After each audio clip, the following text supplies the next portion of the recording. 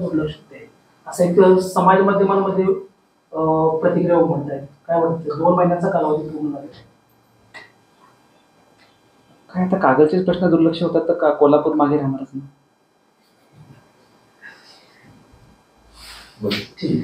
जी बंदी सुरुवातीला घातली मात्र अनेकांचा विरोधानंतर आता पुन्हा एकदा ती बंदी मागे घेतली आहे. एक 7-8 दिवसापूर्वी केंद्र सरकारने इथेनॉलवर निर्णय घेतला की सिरपपासून जे इथेनॉल आहे त्याच्यावर बंदी घेतली आणि फक्त बी हेवी ज्यांनी टेंडर्स ऑलरेडी भरले होते त्यांना ते कंटिन्यू आणि सी हेवीला कंटिन्यू ठेवा.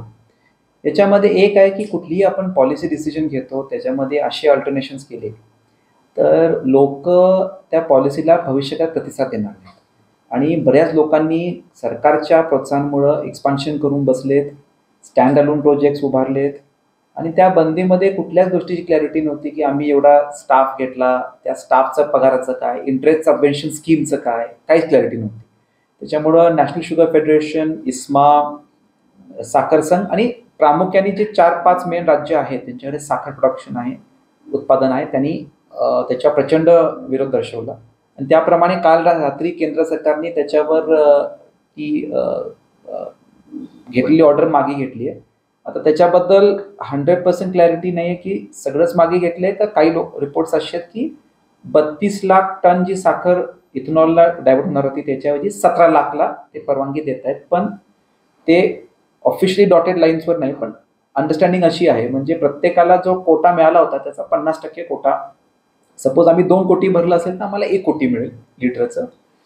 सो तसा निर्णय घेतला, ह्याचं मी स्वागत करतो. पण अजूनही सरकारला माझी विनंती राहील की सगळंच लिफ्ट केलं तर इंडस्ट्रीला पुढे उपयोगी पडेल. खरं तर 100% जशी आपली यापूर्वी उत्पादन व्हायचं त्यामध्ये आता किती प्रति कारखान्याला तोटापेक्षा उत्पन्न कमी होणार, लॉस नाही आहे.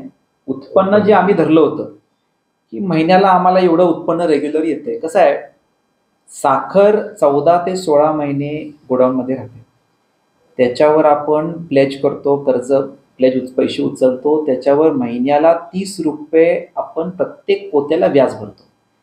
त्याच्या तुलनेत आपण इथेनॉल केल्यानंतर 21 दिवसामध्ये आम्हाला पेमेंट मिळते. सो त्याच्यामुळे हे सगळं व्याज आमचं वाचतं आणि उत्पन्न पण चांगलं होतं. आणि त्याच्यामुळं माझं सरकारला एक विनंती राहील, आपण साखरेकडे बघताना साखरेचे दर वाढते आपण बोलतो, पण आपण जर बघितलं तर महिन्यामध्ये इन अ फॅमिली ऑफ 4 5 किलोच्या वर आपण साखर कन्झ्युम करत नाही. आपण साखर आता कमर्शियल प्रोडक्ट्समध्ये जास्त कन्झ्युम करतोय. वर्षाला ती 60 किलो पण झाली आणि 5 रुपये दर वाढला तरीही 300 रुपये दर वाढला. त्या तुलनेत दूध आपण रोज घेतो, पण मागच्या 5 वर्षामध्ये दुधाची किंमत ऑलमोस्ट 20 रुपये वाढली. मग तो पर डे कॉस्ट किती आहे आणि दूध डायरेक्ट आपण कन्झ्युम करतो आणि त्याच्यामुळं आत्ता 90% कन्झम्पशन शुगरची कॉर्पोरेट क्लायंट्स घेत आहेत आणि 10% फक्त आपण घरामध्ये डायरेक्ट चहामध्ये किंवा मिठाईमध्ये आता करतो. त्याच्यामुळं मला असं वाटतं की त्या पॉलिसीबद्दल सरकारने परत विचार करा. साहेबांच्या पक्ष प्रवेशाबद्दलची चर्चा आता सुरू झालेली आहे. भाजपमध्ये त्यांचं प्रामुख्यानं पहिली पसंती आहे असं चर्चा देखील सुरू झाली आहे. काय तुम्ही भेट करून आणली? नाही, मी नागपूरला होतो, AY साहेब पण नागपूरला आले होते काही कामात. त्यांच्याकडे त्यांचं चंद्रकांत दादांवर एक काम होतं कारण त्यांचं ते कॉलेज आणि ते डिपार्टमेंट दादांचं आहे, काही परमिशन चालू आहेत. मग तिथं दादांकडे भेटल्यानंतर मला त्यांनी विनंती केली की 1-2 कामं त्यांची आहेत तर आलो आहे तर फडणवीस साहेबांची भेट करून द्या, म्हणून मी एक भेट करून दिली. आणि अधिवेशन ही अशी काही वेळ नाही आहे आणि जागा नाही आहे आणि ती भेट म्हणजे त्यांच्या ऑफिसमध्येच झाली, असं कुठे अँटी चेंबरला आम्ही भेटलो असं काही नाही. आणि त्यांची साहेबांकडे 1-2 कामं होती ती साहेबांना सांगून आम्ही ती करून घेतली. तर काय पॉलिटिकल चर्चा करायची ती जागा आणि वेळ पण नव्हती. ज्या पद्धतीनं बिद्रीमध्ये त्यांनी हसन मुश्रीफ यांच्यावर टीका केली होती त्यामुळे भाजपकडे त्यांची वाटचाल आहे असं वाटतं. त्यांनी बिद्रीमध्ये जी रिस्क घेतली त्यांनी ती रिस्क घेतली नसती तर आमचं पॅनल पण झालं नसतं. ते झालं पण असतं तर माझं मत आहे की 8-10 हजार मतांनी ते पॅनल गेलं असतं. तर त्याच्यामुळं राहिला पॉलिटिकल तो निर्णय आता AY साहेबांना घ्यायचा आहे की त्यांना पुढे पॉलिटिकली काय करायचं. ते जसे प्रतिसाद देतील त्याच्यावर मग आपण चर्चा करू. पण अजून त्यांच्याकडून काही आम्हाला असं ही कॅज्युअल मिटिंग होती कारण असं मी आता उगीच तुम्हाला बोलणार नाही भेटलो, हो भेटलो. ती भेट झाल्यामुळं हे चर्चा वाढल्या. आमच्या सोबतच राहते. मी कुठं म्हटलं त्यांना भाजपमध्ये घेतले?